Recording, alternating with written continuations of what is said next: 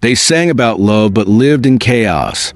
Bob Marley's secret African mistress, the dancehall queen who became a gospel saint after betrayal, and the artist who married his fan. These are reggae's most explosive love stories they tried to bury. The last one? So toxic, it sent a superstar to prison for life. Bob Marley met Pascaline Bongo in a moment that felt more like a spark struck by cultural friction than romantic fate. The daughter of Gabonese President Omar Bongo, Pascaline had no idea her first encounter with the reggae legend would begin with a slap of words. Backstage in Los Angeles, where Marley was performing on a survival album tour, he looked at her, not with admiration but with judgment. "You're unattractive," he said flatly. It wasn't her face he condemned, but the fact that she had chemically straightened her hair. To Marley, a man baptized in the doctrine of Rastafari, it was a betrayal of African identity. But strangely, in that moment of insult, something began. An awkward beginning paved the way for a connection no one could have foreseen. Pascaline invited Bob Marley and his band to her home that same night, in Beverly Hills where luxury overshadowed rebellion. The two of them sat in quiet conversation. It wasn't long before their meetings turned frequent, private, and emotional. For Marley, Pascaline was more than a woman. She was Africa incarnate, a symbol of what his lyrics had always pointed toward. And when she arranged for his performance in Gabon in 1980, using her family's political influence, Marley embraced the opportunity as a divine sign. That concert, organized for her father's birthday in Libreville, wasn't just music. It was a statement. His voice echoed over the Omni Sport Bongo Stadium like a rallying cry for Pan-African unity. They traveled between continents, Jamaica, Gabon, Germany. He called her his African princess. But even royalty could not protect their romance from strain.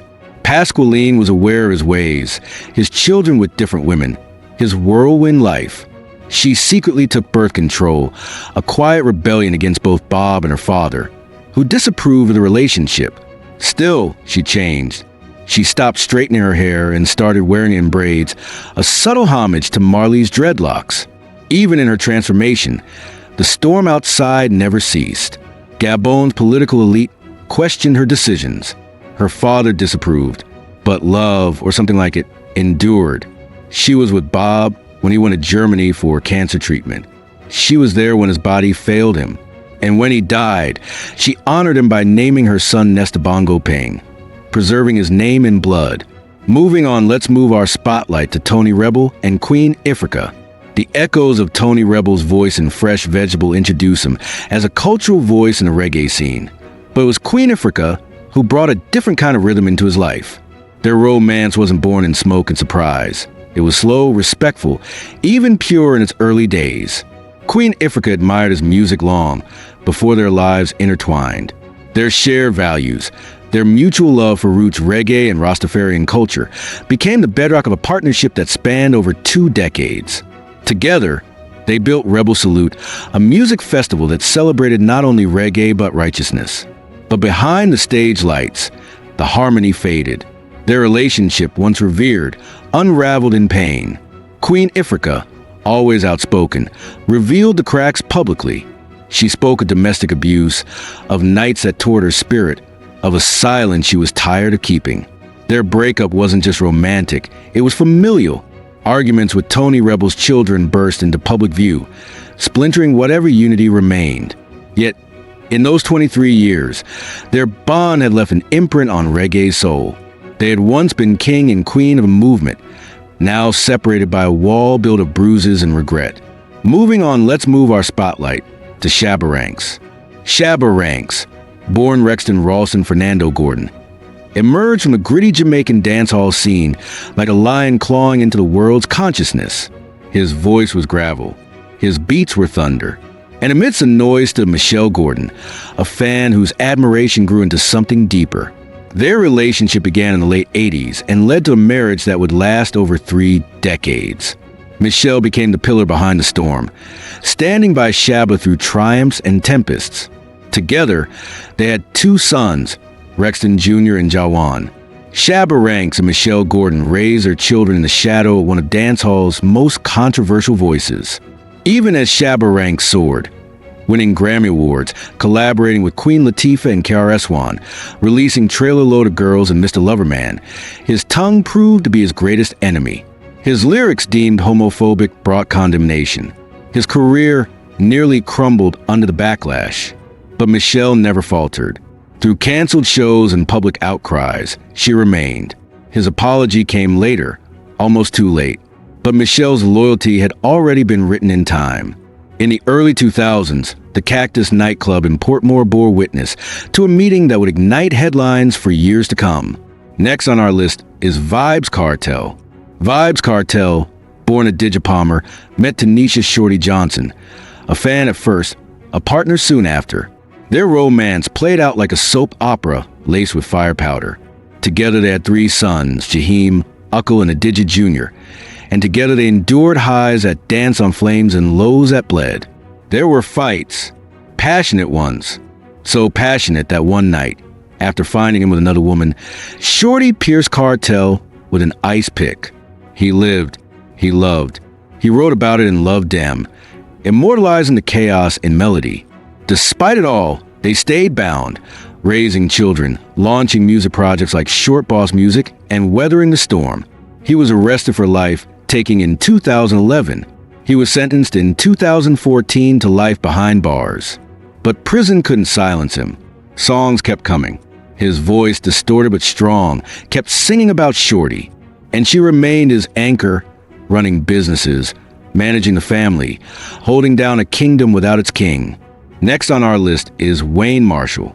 At Vendetta Studio in Kingston, Jamaica, Wayne Mitchell, known to the world as Wayne Marshall, met Tammy Chin in a moment that didn't scream destiny but whispered familiarity. She was a fan, then a collaborator, then his partner in life. It began slow. Both were in other relationships when they first crossed paths. But the bond built gradually, forged by studio nights, shared songs, and soul deep conversations. Wayne and Tammy's love was the kind that grew like roots, quietly powerful, invisible yet holding everything together. Years later, married and parenting a blended family of 5 children, their lives became a beacon for fans who admired their balance. Wayne, known for hits like Come Back and Messin' With My Heart, evolved into a gospel reggae artist, with Glory to God topping spiritual charts. Tammy, once a pop artist herself, now walked the road of wife, mother, and influencer. Next on our list is Beanie Man. In 1994, Carlen Smith walked into Beanie Man's life like a flame finding gasoline. She had already made her name as a dancehall queen, her fashion as loud as her presence. Beanie Man, Moses Davis, was enchanted, though Carlen was engaged to someone else. The pull between them was undeniable. They fell, they loved, and soon they had a daughter, Crystal. Their chemistry was electric, their status in dancehall royalty uncontested. But Carlen had lines she wouldn't cross. Beanie Man's songs, many of which glorified being a Gialis, a man with many women, didn't sit right with her. Twice he proposed. Twice she paused. Once at a birthday party in Portmore, with champagne and flashing lights. It felt like a movie, but their real life was less glamorous. By the early 2000s, they broke up. Beanie Man moved on, yet Carlen remained a haunting presence in his life. Fans couldn't help but compare every future fiancé to her. She was the original dancehall queen beside its king, and in many ways. Next on our list is Lady Saw.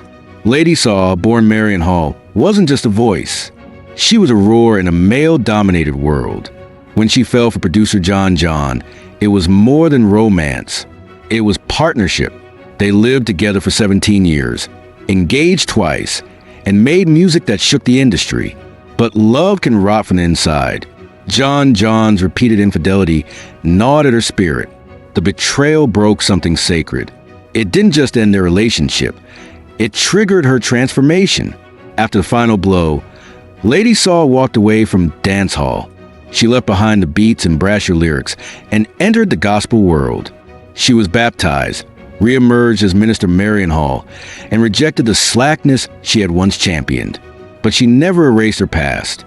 Her time with John John, with all its passion and pain, became the crucible that refined her into something new. Lady Saw had once sung of sensuality and power. Now, She sang of salvation.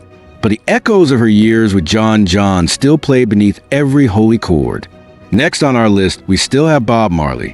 When Bob Marley married Alfreda Constantia Rita Anderson, it wasn't just a union of hearts. It was the intertwining of two legacies.